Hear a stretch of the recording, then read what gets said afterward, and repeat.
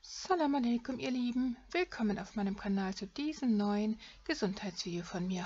In diesem Video möchte ich euch zeigen, wie ich meinen eigenen Tofu hergestellt habe. Und zwar ist dieser Tofu noch gesünder als herkömmlicher Tofu, weil ich ihn aus gekeimten Sojasprossen hergestellt habe.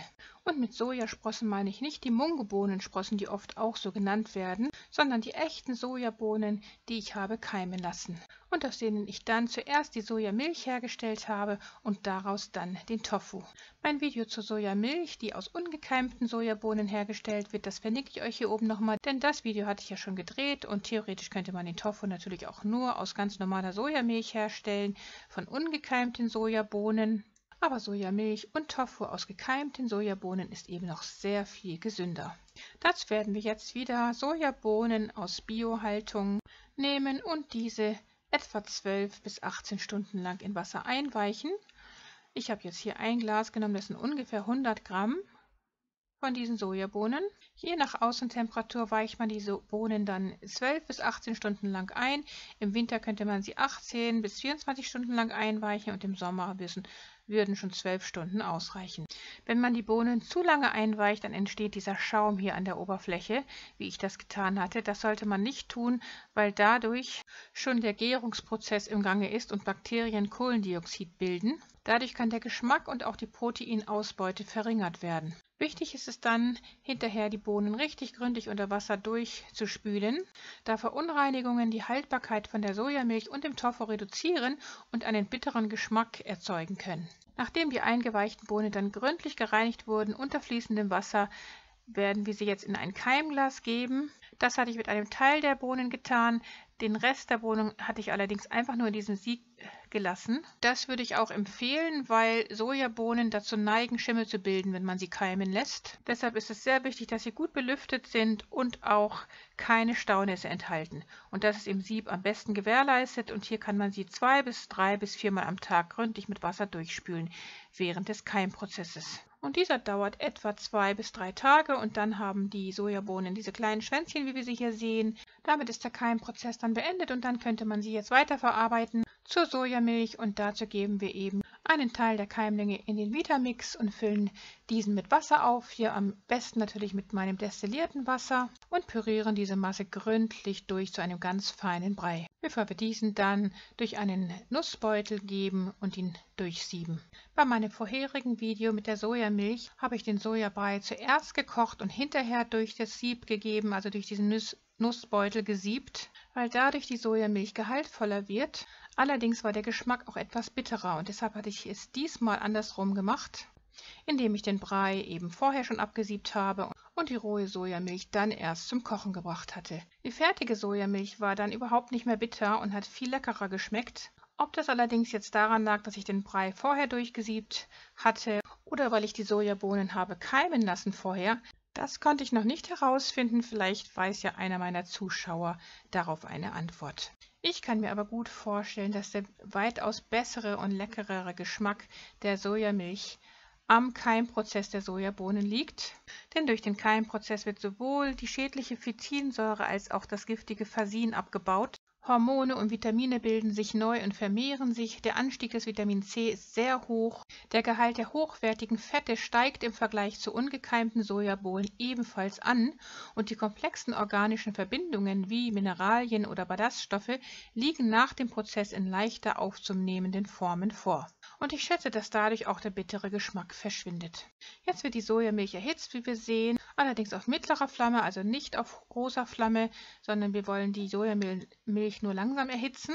Denn Sojamilch neigt genau wie Kuhmilch dazu, anzubrennen und zu schäumen und auch überzulaufen und deshalb sollten wir sie auf mittlerer Hitze nur langsam erwärmen. Und den Schaum kann man hier abschöpfen, wie wir das jetzt gesehen haben, wenn er stört. Und während dem langsamen Erhitzen der Sojamilch sollte man sie ständig umrühren und darauf achten, dass nichts am Boden anbrennt. Dadurch, dass wir die Sojabohnen vorher zum Keimen gebracht haben, brauchen wir diese Sojamilch jetzt nur einmal kurz aufkochen.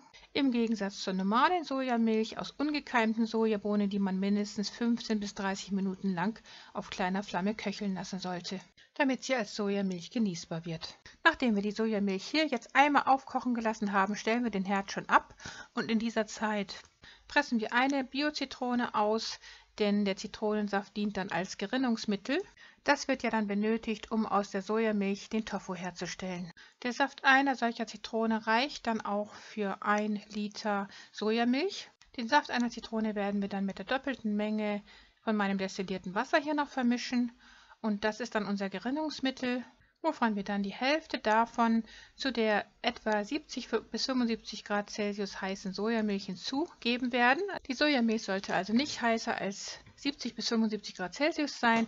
Dann kommt die Hälfte dieser Zitronenwassermischung hinzu und wir rühren kurz eine Weile um. Je weniger man allerdings umrührt, umso besser, umso größer werden dann diese Eiweißflocken, die sich von der Molke trennen. Und wie wir gesehen haben, nach etwa 2 Minuten kommt dann die zweite Hälfte des Gerinnungsmittels hinzu. Dann wird noch einmal ganz kurz durchgerührt. Am besten eigentlich nur noch einmal, dann sollte man das Ganze in Ruhe lassen, zudecken und 15 Minuten ruhen lassen und am Ende sieht es dann so aus, wie wir das jetzt hier sehen. Man sieht deutlich die Eiweißflocken, die sich von der Molke getrennt haben. Das ist jetzt das Tofu, zumindest wird es jetzt zum Tofu werden. Wir werden das Ganze jetzt abgießen durch ein Tuch, um die Molke dann von dem Tofu zu trennen. Die durchsichtige Molke, die dann dabei entsteht, die werden wir auf gar keinen Fall wegwerfen. Die hat lauter wichtige Nährstoffe in sich, die heben wir auf und die kann man dann für Smoothies zum Beispiel verwenden. Ideal wäre es jetzt zu diesem Zeitpunkt natürlich, wenn man einen Tofu-Hersteller hätte, also solch ein Quadrat mit Löchern unten drin, womit man dann die Tofumasse richtig schön auspressen kann, damit sie zu einem festen, stichfesten Tofu-Stück wird. Die Molke habe ich mir dann hier in ein großes Glas abgegossen, in den Kühlschrank gestellt und sie dann später für verschiedene Smoothies verwendet. Und hier ist jetzt schon das fertige Tofu-Stück und wie wir das vorher gesehen hatten, hatte ich den eben einfach nur in so ein Tuch, in ein Sieb gegeben und den mit verschiedenen Dingen beschwert und ihn etwa eine halbe Stunde lang so stehen lassen, damit die restliche Flüssigkeit noch abtropfen kann. Und ja, je besser man den Tofu dann eben beschwert, umso fester wird er. Und dazu bräuchte man halt einen wirklichen Tofu-Hersteller, den ich eben hier jetzt noch nicht habe. Aber so geht das auch. Man kann aus diesem Tofu, der ist jetzt etwas krümelig, wie wir sehen, könnte man zum Beispiel jetzt Rührei-mäßiges Tofu herstellen oder leckere Fleischbällchen, also sogenannte Meatballs, die natürlich nicht aus Fleisch bestehen, sondern eben aus Tofu. Dazu habe ich schon ein richtig tolles Rezept hergestellt, das werde ich in der Zukunft inshallah noch veröffentlichen. In Wasser eingelegt kann man den Tofu bis zu einer Woche im Kühlschrank lagern.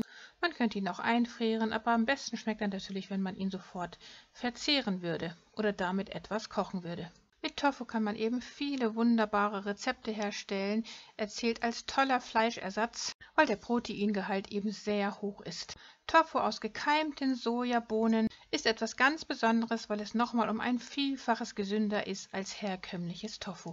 Denn durch den Keimprozess der Sojabohnen werden viele Nährstoffe neu gebildet, während die schädlichen Stoffe und Enzyminhibitoren abgebaut werden, sodass die positiven Eigenschaften der Sojamilch und des Tofu dadurch potenziert werden. Damit hoffe ich, dass ich euch mit diesem Video auch wieder von Nutzen war für eure Gesundheit. Gutes Gelingen und viel Erfolg beim Nachmachen dieses gesunden Tofu. Wenn euch das Video gefallen haben sollte, dann teilt es mit euren Freunden und Bekannten, abonniert meinen Kanal und vergesst nicht, das Glockenzeichen zu betätigen, damit ihr kein Video von mir in der Zukunft verpasst. Liebste Grüße, Salam Alaikum, eure Mariam.